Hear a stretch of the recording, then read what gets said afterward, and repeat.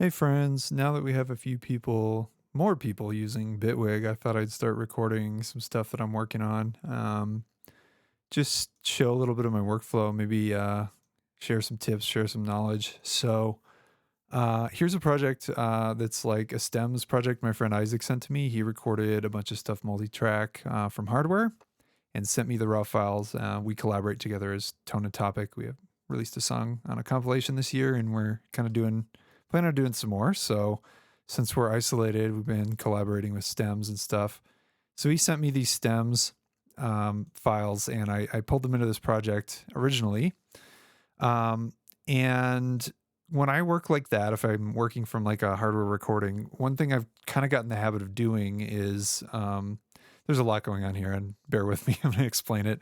One thing I've gotten in the habit of doing is pulling the stems exactly as recorded, or like whatever my recording is, exactly as I laid it down, set all the faders to zero, or like bounce it. And, if I was like recording with into the DAW and using the DAW as an instrument, maybe as part of it, what I'll do is like whatever I recorded, freeze it basically. So I have the raw original stems, um, and then create a group track, label it. This is a Orig original with a date stamp, and then all of the tracks labeled exactly as they were recorded. In this case, Isaac sent me the stems. So this was pretty easy. I just made sure tempo was synced, everything's good. So we got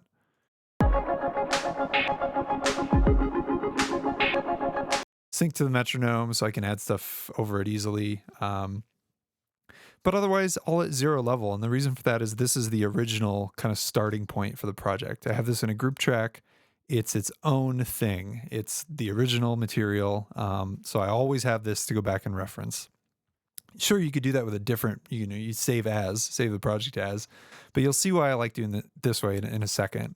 So once I have that, and there's no effects on any of these, this is literally just 0 dB right off the interface mix.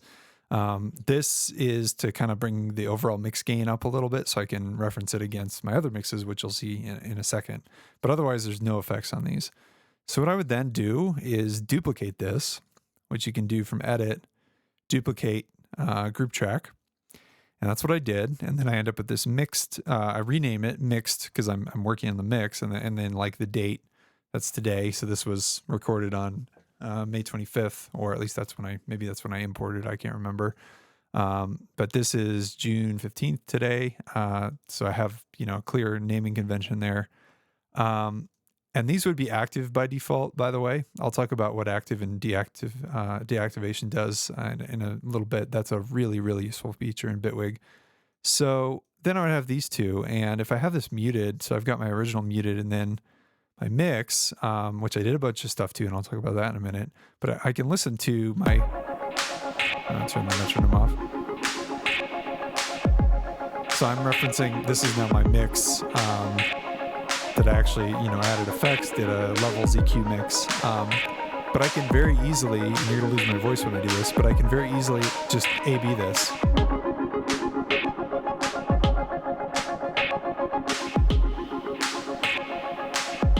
So there's quite a lot going on in the mix. It's very different, but I can hear, how it sounds by comparison. And in order to get that kind of to a useful point, this is a really good tip for mixing. I started getting in the habit of really doing this, or trying to make a point of doing this recently. Make sure your levels are the same. So, it's really easy when you're doing mixing to kind of confuse, and mastering too, to kind of conflate it's louder with it sounds better. And a way to avoid that is to always reference at the same level. Now, the original tracks here are pretty quiet, which is why I had to add this like almost 7 dB of gain boost. But now, okay,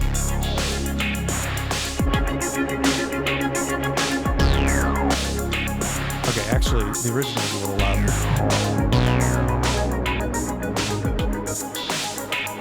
And, you can measure levels however you want. You can do it kind of just by ear, or you can use an actual meter. Here I was kind of doing it by ear, but I was off a little bit. But anyway, that allows you to hear if your mix is actually improving the sound or if it's just louder. I do the same with plugins. So, coming in, there's an example, Alloy. this is the drum track.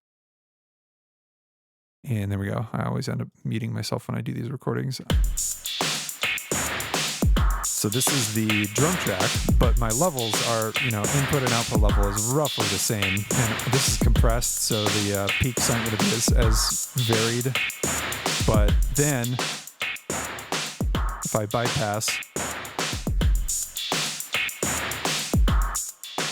the overall loudness is the same, but it sounds very different. It has a very different character, especially when it's in the mix.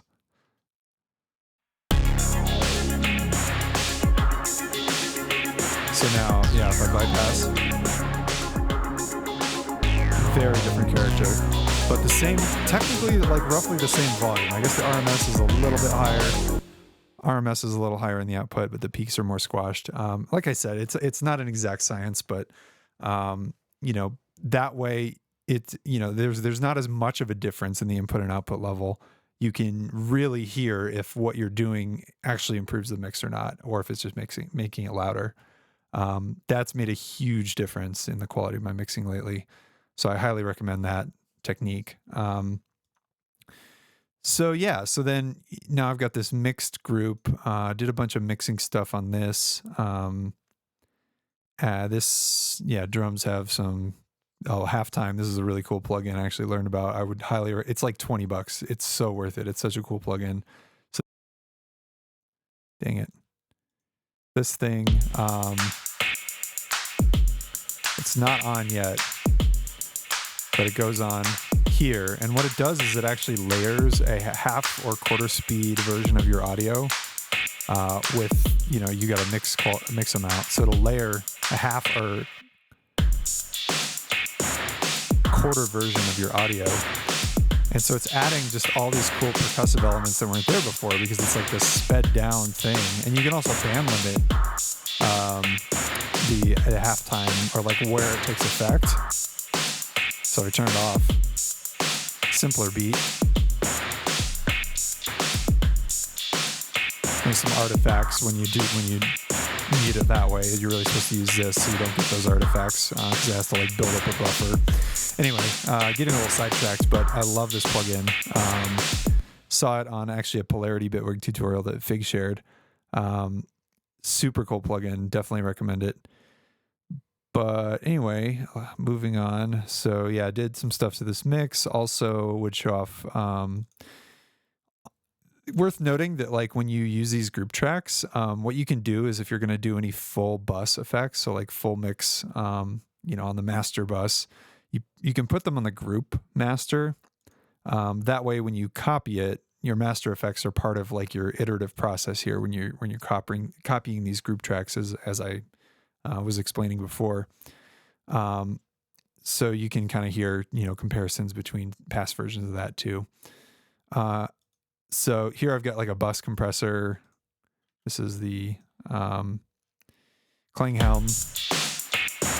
What do you call it? MGAUC Junior. This is a free one, and it sounds great. Turn it off. It very much like squashes the sound in like a pretty musically pleasant way, I think. But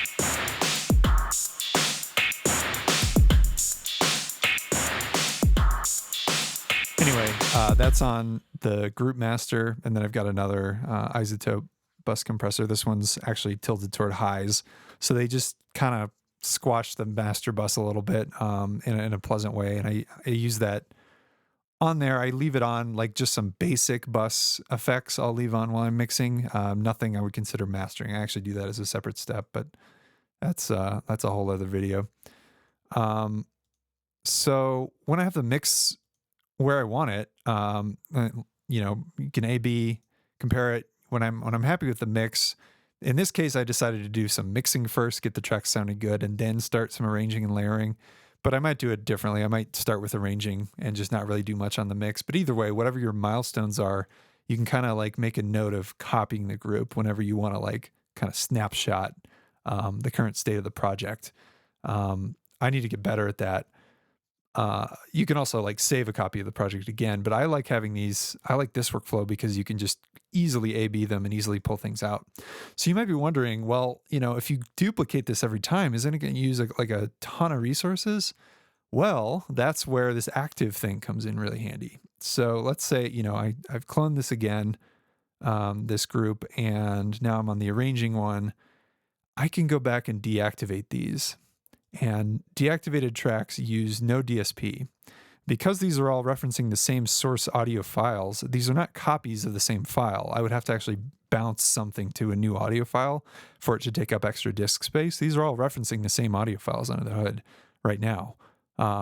So you can kind of create as many of these as you want. I think if they're deactivated, I haven't really hit a ceiling. I'm sure there is one, but you can even see the meter right now running very low DSP. Granted, this is not a huge project yet, so that's not really that surprising. One other cool thing about Bitwig with this technique for active tracks is you can actually hide them. So if I click this little X thing down here, show deactivated tracks, it hid those extra ones. So that gets rid of clutter really easily, especially as you've built up a lot of these. You can kind of clean up your workspace. Now there's a double-edged sword here, because if you don't remember that they're there, you might forget about it. So you have to kind of like make a mental note of like, if you use this technique, you won't forget about it. I use this in almost every project. So I always know, there's maybe some older stuff hanging around in the deactivated tracks list that I'm not seeing. Another really cool use for that. So I've started this one is an arrangement mix or an arrangement group. So I started like kind of messing with the arrangement a little bit. I'm going to do a lot more slicing, but I started just by pulling out this drum beat that the track starts with by itself, and then bringing in this synth after 4 bars to kind of like, I don't know if I'll stick with that arrangement, but just to kind of make some space to play with a little extra percussion or intro stuff. It's just like, this is very much work in progress. So this has some arrangement, but the other really cool thing I was saying about the deactivated tracks is bounce. So this is, I was telling folks in the chat the other day, this has been around since Bitwig 1, but it's still top 3 features that make this software stand above Ableton, in my opinion. So in Ableton, I've got this like, dang it, I'm going to keep doing that every time.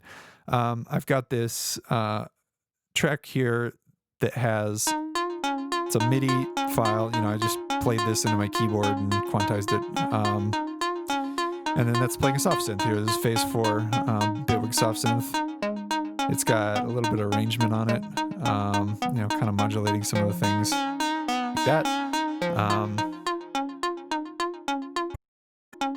Here it is in context.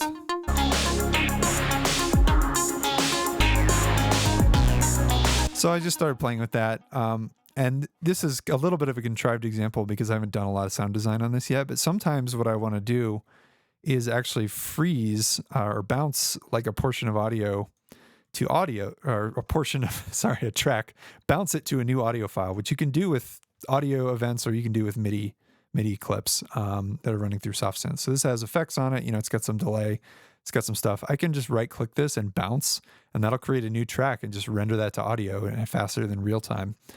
In this case, it has some tails on it. So I actually want to kind of bounce more of it. So I can select the time tool, or you can do it in line with the pointer, either one.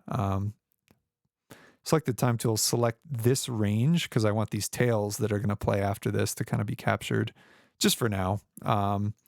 Right click, bounce, and you get some options. You can do pre or post fader. I usually, I kind of switch back and forth depending on what I want to do. In this case, I'll do pre fader.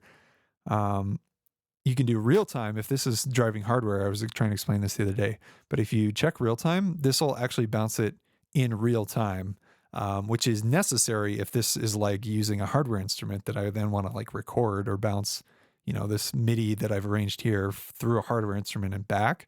I can't do that faster than real time because can't change the laws of physics. With a VST, it doesn't matter. You can just, run the DSP loop as fast as your CPU can go, and it doesn't really matter. It's at a certain sample rate, but it doesn't have to play back in a buffered real-time way. You can just do it super fast. So I'm going to uncheck real-time in this case.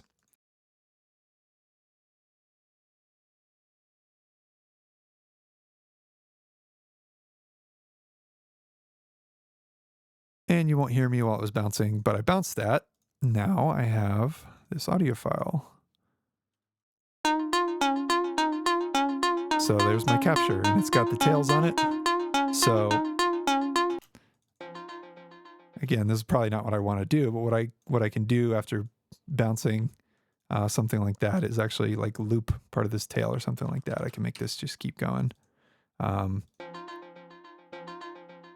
which I don't want to do in this case, but that's one cool, use for bouncing is maybe you've got some effects tails that you want to like play with the audio. It's, capture it, print it to audio, and then play with it some more.